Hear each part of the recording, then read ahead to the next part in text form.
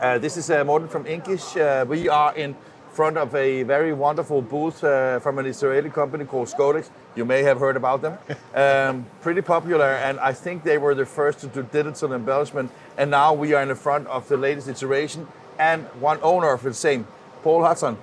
Morten, so nice to see you. Good to see you. Good to see you, friend. I mean, the transformation, the digital transformation that you have taken Hudson on is quite a journey, isn't it? It absolutely has been a journey, but I feel like this is an incredibly important time to focus on what we think the future of the industry is, right? And be moving and investing towards that, because as we're seeing here at the show, there are so many new capabilities. I think print is more beautiful. It's more. It's quicker to produce. There are sustainability initiatives that are being introduced, and I think it's an amazing time to be in our industry. And so yes, I think it is time to move fast. But that also put a lot of challenge on you, right? Because I mean, it requires investment, but it also requires a new mindset, right? I couldn't agree more.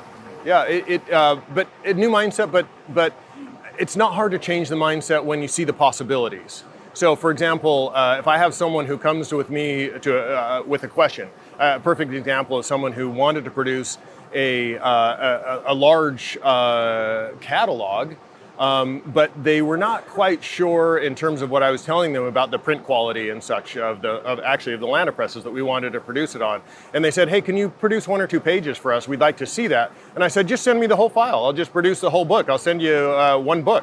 And that won us the business. It was an incredible opportunity to just show them, because that's what the digital technologies enable from a customer perspective. That is of course true, but I was also thinking when we talk about organization, because you have web offset presses, you have a lot of indigos, you have a relatively labor-intensive bindery. So the people that works in a company like Hudson Printing needs to all be aligned with the digital transformation. It's not only the boss, right?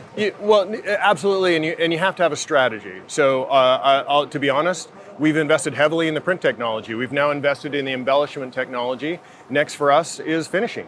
We know our finishing now needs attention, but we had to put some of the other building blocks in place first, and we feel like we've been successful in doing that.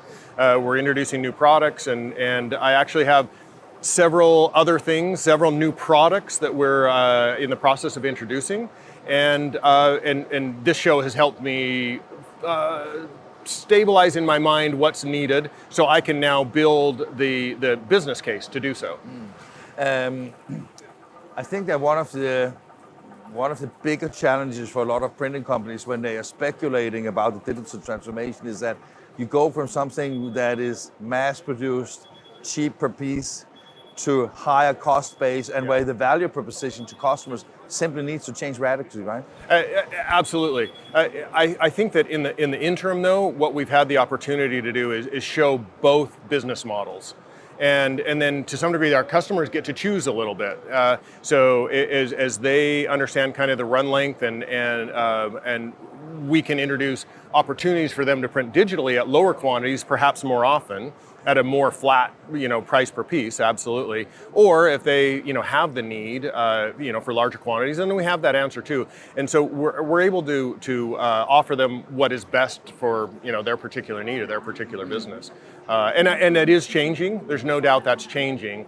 So it's worth paying attention to, right, and adapting that business model for our customers as we go. For a company like Hudson Printing, does that also mean that you have to also think about how you get customers? I mean, the reason I'm asking is just because I mean, in the old account manager structure, right, you go one customer and you have thousands of dollars of revenue per sale. But now if you go down to product of one, I mean, you cannot have those resources tied into it. So, I mean, I guess that changes a lot also from a sales perspective, right? There's no question. And I think that if you don't, there are opportunities now to pay attention to costs in ways we've never had before, because the machines are so smart. So as an example, if I want to know how many sheets we ran through an Indigo or some other piece of smart equipment, I will get much better answers by asking the machine than I will by asking the operator. And so I think to the point that all of these companies now have APIs that allow us to do better and better costing all the time, we can then be smarter about our pricing. We can be more dynamic in how we respond to our customer requests. So if I know I will meet you before 10 years or even more before 5 years, but I was just thinking that if I meet you, let's say at the next Drupa, 28, will Hudson Printing then be Hudson IT, Hudson Sustainable Print, Hudson Super Embellishment, Hudson We Think New Business all the time? Or what I hope you will have, what I really hope you'll see is a lot of new products. We're a little bit known now for some investments we've made, right? But that's not what's important. What's important is products, right? So what I hope we're known for next time we meet is new products we've introduced that are based on these technologies. So I will just share for you right now, we're launching right now a new brand powered by Hudson that we call Sustainable Mail. We think we actually have the most sustainable way in the United States to put a piece of print in the mail. And it comes down to paper, it comes down to ink, it comes down to your carbon footprint, it comes down to the way you run your business. We now have another product we're hoping to launch in the next few months, right? So what I hope you'll see is a whole series of product launches that are all built on these technologies. So one of the ways to get that, let's say, volume of ones is basically by productizing so you can have, let's say, one website for one type of product, another website for another type of product, and then you can basically have different ways of addressing markets and with those needs you offer, basically. Right? As long as you have the automation core, right? You have to have the workflow and the capability for strong automation, because otherwise none of us can afford the labor, right? That are too many touches. It's too slow. Speed is currency, right? And we have to respond very quickly to the market today. And the only way to do that is with smart, integrated, best-of-breed software that all works together. Last thing here, which I think is important, because you showed me this, again, another beautiful piece, because I mean, I got to know you first time because Pat McGrew was talking about you in her print sample TV, showing beautiful print pieces, right? And then I met you in person in Salt Lake City, which was super nice. Here is an example. We don't have time to go through all the pages, but basically it's called Topo because of the topography of Utah and Salt Lake City, right? The topography of Utah and Salt Lake City, which allows us to tell stories. It's what makes the place we live interesting, but also fun. Topography is also what allows us to go climbing and skiing and mountain biking and the things I love to do. So it's a very personal journey for me, absolutely. And also topography speaks to the new embellishment capabilities. It allows for contours and touches. And so I think it also is what makes print fun and interesting. And so that's why the name. Yeah, and it's great. Of course, we see you here with a fish.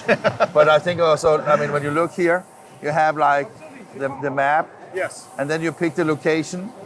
And that location is actually now shown with a before embellishment and after embellishment to basically show how much it does to the, let's say, the experience and the emotion of what you see here in print, right?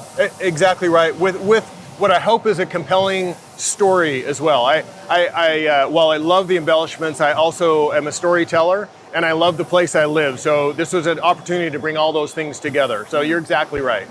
And it's a beautiful piece. I guess that it's also showcasing all your technologies, because you not only show what it can do, but also tell the story about how it's made, right? Yeah, I think one of the barriers to entry right now is sometimes people just simply don't know how to design for it, right? And so we want to try and break that barrier down.